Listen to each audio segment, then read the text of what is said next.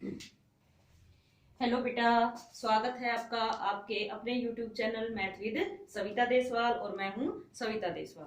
बेटा, आज हम शुरू करेंगे एक जनरल वीडियो जो कि आप सभी क्लासेस के लिए, सभी क्लासेस के स्टूडेंट्स के लिए आवश्यक है, क्योंकि ये बेसिक चीजें हैं जो हर क्लास में आपके काम आती हैं। आज हम बात करेंगे बहुभुज के बारे में। बहुभुज हम किसको कहते हैं? बहुभुज क्या होता है बेटा? बहु जो शब्द है वो बहुवचन से लिया गया है। तो तीन या तीन से अधिक भुजाओं से घिरी हुई बंद आकृति को हम बहुभुज कहते हैं। वैसे तो जो बहुवचन है वो दो से ही शुरू हो जाता है, लेकिन क्योंकि अगर हम दो भुजाओं से कोई भी आकृति बनाएंगे तो वो बंद नहीं होती, इसलिए कहां से शुरू होते हैं बहुभुज? कम से कम तीन भुजाओं से। तो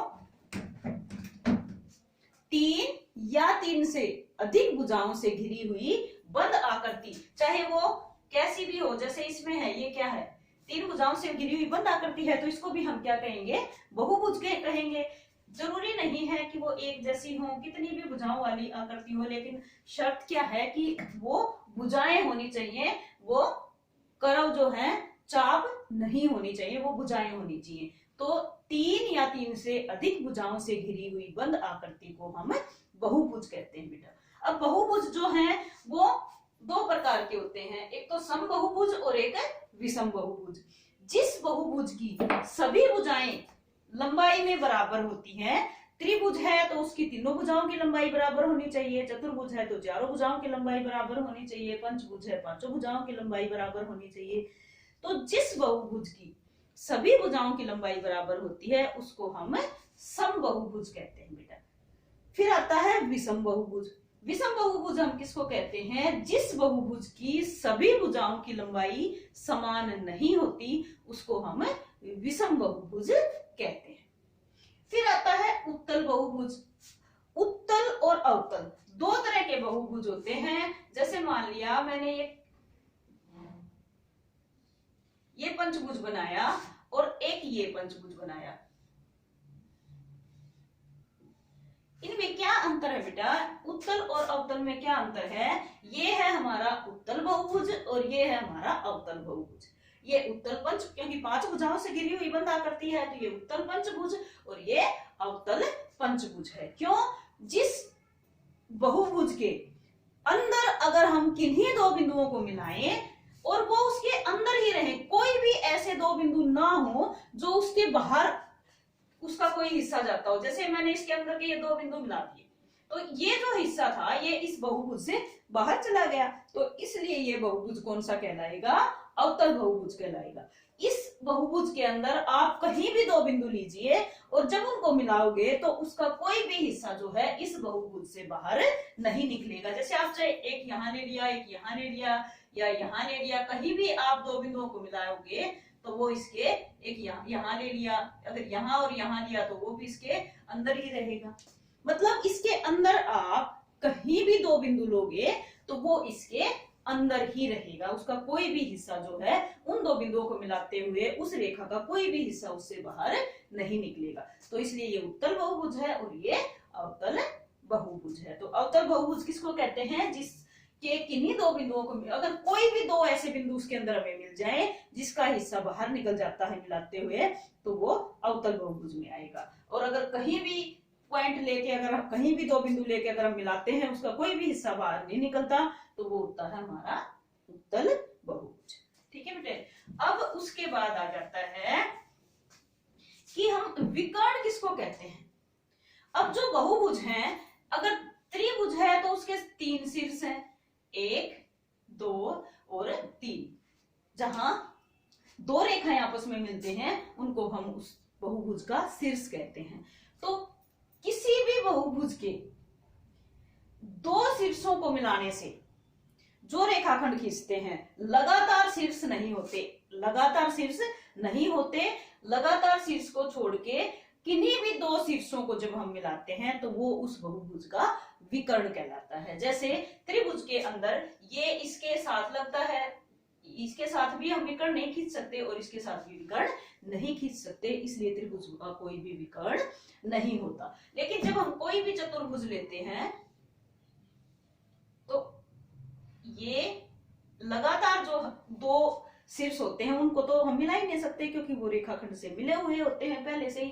तो एक लगातार साथ वाले शीर्ष को छोड़ के किन्हीं भी दो कोणों को जब हम मिलाएंगे, इस शीर्ष को और इस शीर्ष को मिलाएंगे तो ये भी विकर्ण कहलाएगा, और इस शीर्ष को और इस शीर्ष को मिलाएंगे तो ये भी इसका विकर्ण कहलाता है। उसके बाद आ जाता है बेटा कि भुजाओं के आधार पर हम बहुभुजों को कितने भागों में बांट सकते हैं। तो भुजाओं के आधार पर जितनी भुजाएं उस बहुभुज की होती हैं उसी के अनुसार उसका नाम रखा जाता है। जैसे अगर 3 भुजाओं से घिरी हुई कोई भी बंद आकृति है तो उसको हम क्या कहेंगे, त्रिभुज कहेंगे। त्रि मतलब 3 और भुज मतलब भुजाओं, 3 भुजाओं से घिरी हुई बंद आकृति को हम त्रिभुज कहते हैं। अगर 4 भुजाओं से घिरी हुई बंद आकृति है तो उसको हम चतुर्भुज कहते हैं। 5 भुजाओं से घिरी हुई बंद आकृति है पंचभुज कहते हैं। 6 भुजाओं से घिरी हुई आकृति है षटभुज कहते हैं। इस प्रकार जितनी भुजाओं से वो आकृति घिरी हुई है उसी के अनुसार उसका नाम रखा जाता है। अब आता है बेटा, किसी भी बहुभुज के 3 भाग होते हैं। पहला भाग होता है जो उसकी बाउंड्री के, उसकी रेखा खंडों के अंदर का हिस्सा होता है, उसको हम क्या कहते हैं, ये जैसे ये 3 इसकी भुजाएं होगी, ए बी और सी, ए बी बी सी और ए सी, ये तीनों इसकी क्या हैं, भुजाएं हैं। जहां 2 भुजाएं आपस में मिलती हैं वो उसके शीर्ष कहलाते हैं। जैसे ए बी और ए सी हमारी ए बिंदु पर मिलती हैं तो ए शीर्ष कहलाएगा। ए बी और बी सी बी बिंदु पर मिलती हैं तो बी बिंदु इसका ये भी शीर्ष कहलाएगा। और ए सी और बी सी सी बिंदु पर मिलती हैं तो सी बी इस त्रिभुज का शीर्ष कहलाएगा। अब इसके जो मैंने कहा कि 3 भाग होते हैं, 3 भाग कैसे होते हैं, एक इसके अंदर और एक इसके बाहर, और तीसरा कौन सा होता है, तीसरा जो होता है ये जो इसकी बाउंड्री है ए बी सी, ये इसकी परिसीमा कहलाती है। तो इसके परिसीमा के अंदर के भाग को हम अभ्यंतर कहते हैं, और इसके बाउंड्री से बाहर जितना भी इसका एरिया है उसको हम इसका बहिर्भाग कहते हैं, यानी कि इसकी परिसीमा से बाहर। अब बात आती है बेटा कि हर बहुभुज, जैसे 3 भुजाओं से घिरी हुई बंद आकृति को हम त्रिभुज कहते हैं, 4 भुजाओं से घिरी हुई बंद आकृति को चतुर्भुज कहते हैं, उनकी भी उनके गुणों के आधार पर अलग अलग टाइप है। जैसे सबसे पहले हम त्रिभुज ही करते हैं।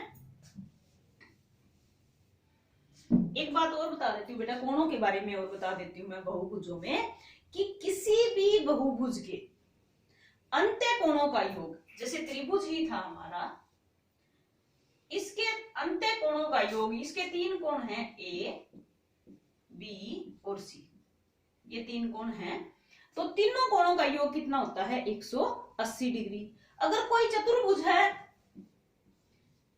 उसके चारों कोणों का योग कितना होता है, 360 डिग्री। अगर कोई पंचभुज है उसके 5 कोणों का योग होता है 540 डिग्री। लेकिन ये तो हमें पता है, अगर बहुत सारी भुजाओं वाली कोई आकृति है, मान लिया 20 भुजाओं वाली कोई आकृति है, तो कैसे पता लगेगा कि उसके अंत्य कोणों का योग कितना होता है। उसके लिए हमारे पास एक सिंपल सा फॉर्मूला है कि किसी भी बहुभुज के अगर हमें अंत्य कोणों का योग निकालना है तो उसके लिए फॉर्मूला है हमारा n-2 और गुणा में 180। n का मतलब क्या है, n का मतलब है भुजाओं की संख्या। जैसे त्रिभुज में कितनी भुजाएं हैं, 3 भुजाएं हैं, तो n का मान कितना हो जाएगा, 3 हो जाएगा। अब 3 में से 2 गया, 3 में से 2 गया और फिर उसको 180 से गुना करेंगे तो 3 में से 2 गया 1 और 1 को 180 से गुना करेंगे तो उत्तर आएगा 180। तो त्रिभुज के तीनों कोणों का योग हो गया 180। फिर बात आई चतुर्भुज की। अब चतुर्भुज में भुजाएं कितनी हैं, 4, तो n का मान हो गया 4 और 4 में से 2 गया, 2 बच गया और 2 को 180 से गुना करेंगे तो 180 दूनी 360 60 डिग्री हो जाएगा। तो इसलिए चतुर्भुज के चारों कोणों का योग क्या हो गया, 4 घटा 2 और गुणा में 180 यानी कि 360। अब पंचभुज में n का मान कितना रखेंगे, 5। 5 में से 2 गया 3, तो कितना हो गया, 5 में से गया 2 और गुणा में 180 यानी कि 3 को गुणा करेंगे 180 से और 180 दिया होता है 540 डिग्री। यानी कि कितनी भी भुजाओं वाले बहुभुज के अगर हमें अंत्य कोणों का योग निकालना है तो उसका सिंपल फार्मूला है, जितनी भुजाओं वाली वह आकृति है उसमें से 2 घटा दो और फिर उसको 180 से गुना कर दोगे तो उसके सभी अंत्य कोणों का योग हमें प्राप्त हो जाएगा। उसके बाद आता है बेटा बाह्य कोण। बाह्य कोण जो होते हैं वो किसी भी बहुभुज के, चाहे वो त्रिभुज है, चाहे चतुर्भुज है, चाहे पंचभुज है, चाहे अष्टभुज है, कोई भी आकृति है, सभी बाह्य कोणों का योग हमेशा कितना होता है, 360 डिग्री होता है। कितना होता है, 360 डिग्री। हर बहुभुज के बाह्य कोणों का योग हमेशा 360 डिग्री होता है। और किसी भी बाह्य कोण, किसी भी कोई भी बहुभुज है, चाहे वो त्रिभुज है, चतुर्भुज है, अष्टभुज है, सप्तभुज है, अगर हमें ये दे रखा है कि उस बहुभुज के बाह्य कोण का माप दे दिया हमें जैसे 15 डिग्री, तो हमें ज्ञात करना है कि उस बहुभुज की भुजाओं की संख्या कितनी है। तो कैसे निकालेंगे, हमें पता है कि बहुभुज के सभी कोणों का योग 360 डिग्री होता है और अगर एक कोण का माप बाह्य कोण का 15 डिग्री है तो उस 15 से हम 360 को अगर भाग कर देंगे, अगर वह समबहुभुज है तो उसके भुजाओं की संख्या जो है आसानी से आ जाएगी। और अगर ये दे रखा है कि किसी अष्टभुज है, कोई समबहुभुज है, वो सम अष्टभुज है, तो उसके बाह्य कोण का माप कैसे निकालेंगे, वहां हम क्या करेंगे, 360 को भुजाओं की संख्या से भाग दे देंगे तो बाह्य कोण का माप आ जाएगा। तो ये था बेटा कोणों के बारे में कि किसी भी बहुभुज के बाह्य कोणों का योग 360 डिग्री होता है और अंत्य कोणों का योग निकालने के लिए भुजाओं की संख्या में से 2 माइनस करके 180 से अगर हम गुणा कर देंगे तो किसी भी बहुभुज के अंत्य कोणों का योग हम निकाल सकते हैं। अब बात आती है बेटा भुजाओं के आधार पर, हमारे पास थे त्रिभुज, चतुर्भुज, पंचभुज और षष्ठभुज, सप्तभुज, अष्टभुज, नवभुज, 10भुज, ऐसे भुजाओं के आधार पर हम इनके बहुभुजों के नाम रखते हैं। आज हम त्रिभुज के बारे में थोड़ा सा करते हैं कि त्रिभुज जो है वो हम किसको कहते हैं। त्रिभुज कहते हैं हम 3 भुजाओं से घिरी हुई बंद आकृति को हम त्रिभुज कहते हैं। त्रिभुज के तीनों कोणों का योग 180 डिग्री होता है। अब त्रिभुज को हम 2 आधारों पर विभाजित कर सकते हैं, एक है भुजाओं के आधार पर और एक है कोणों के आधार पर। भुजाओं के आधार पर त्रिभुज 3 प्रकार के होते हैं। भुजाओं के आधार पर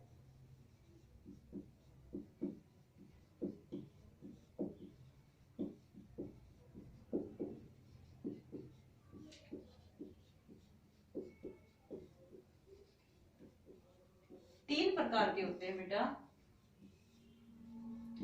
जिस त्रिभुज की तीनों भुजाओं की लंबाई बराबर होती है उस त्रिभुज को हम समबाहु त्रिभुज कहते हैं। क्या कहते हैं? समबाहु त्रिभुज। जिस त्रिभुज की 2 भुजाओं की लंबाई बराबर होती है, इस त्रिभुज की तीनों भुजाओं की लंबाई बराबर थी, ये और ये तीनों भुजाओं की लंबाई जो है वो बराबर होगी। जिस त्रिभुज की केवल 2 भुजाओं की लंबाई बराबर हो, जैसे ये दोनों की लंबाई बराबर हो, तीसरी की इनके बराबर नहीं हो, तो उसको क्या कहेंगे? समद्वि बाहु त्रिभुज। सम का मतलब बराबर, द्वि मतलब 2 और बाहु मतलब भुजा।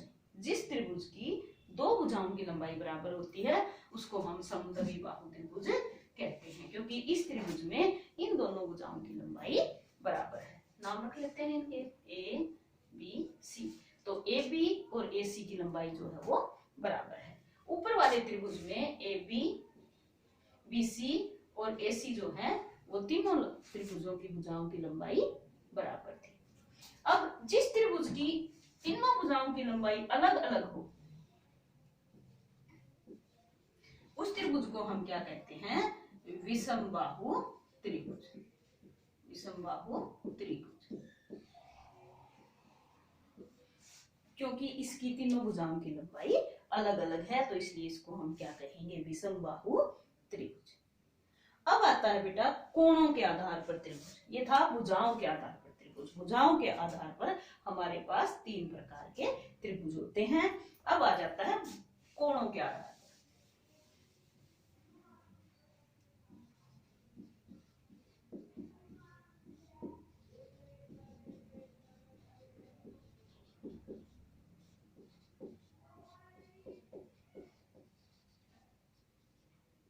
कोणों के आधार पर भी हमारे पास 3 प्रकार के त्रिभुज होते हैं। जिस त्रिभुज के तीनों कोण न्यून कोण हो। न्यून कोण किसको कहते हैं? जिस कोण का माप 90 डिग्री से कम हो। तो जिस त्रिभुज में तीनों कोणों का माप न्यून कोण हो, ये कोण भी 90 से कम हो, ये भी 90 से कम हो और ये भी 90 से कम हो, तो इस त्रिभुज को हम क्या कहेंगे? न्यून कोण त्रिभुज। क्योंकि त्रिभुज के तीनों कोणों का माप जो है वो न्यून है। न्यून कोण त्रिभुज।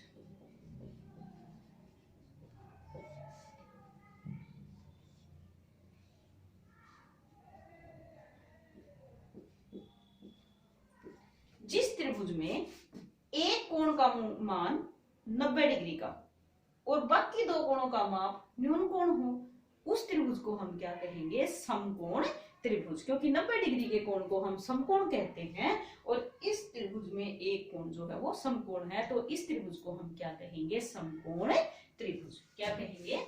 समकोण।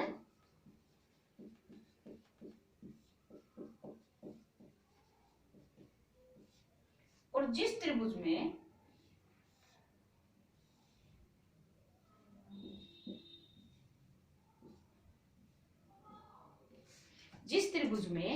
एक कोण अधिक कोण हो, अधिक कोण मतलब 90 डिग्री से अधिक और 180 से कम माप वाले कोण को हम अधिक कोण कहते हैं। तो जिस त्रिभुज में एक कोण अधिक कोण हो और बाकी 2 न्यून कोण हो, उस त्रिभुज को हम क्या कहते हैं? अधिक कोण त्रिभुज।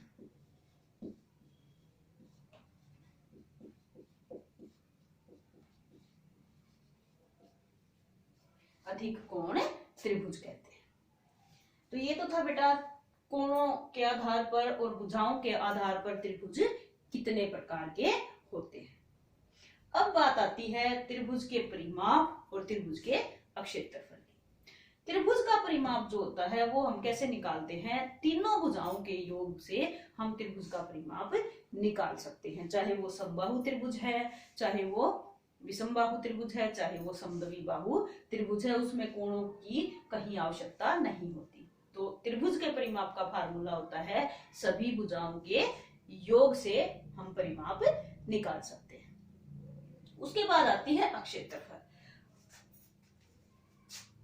त्रिभुज का परिमाप क्या था? सभी भुजाओं का योग।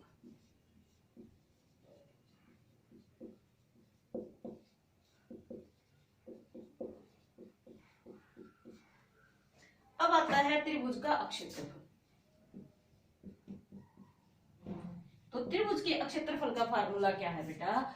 अगर हमारे पास समबाहु त्रिभुज है जिसकी तीनों भुजाएं बराबर हैं, तो हमारे पास फॉर्मूला होता है क्षेत्रफल का वर्गमूल 3/4 a की 2 a का वर्ग। a क्या है? a है भुजा की लंबाई। जिस त्रिभुज की तीनों भुजाओं की लंबाई बराबर होती है वो समबाहु त्रिभुज होता है और उसके क्षेत्रफल का फार्मूला है वर्गमूल 3/4 a की 2। अगर हमारे पास समकोण त्रिभुज है तो त्रिभुज का क्षेत्रफल का फार्मूला होता है 1/2 गुणा में आधार और गुणा में ऊंचाई। अगर समकोण त्रिभुज है तो।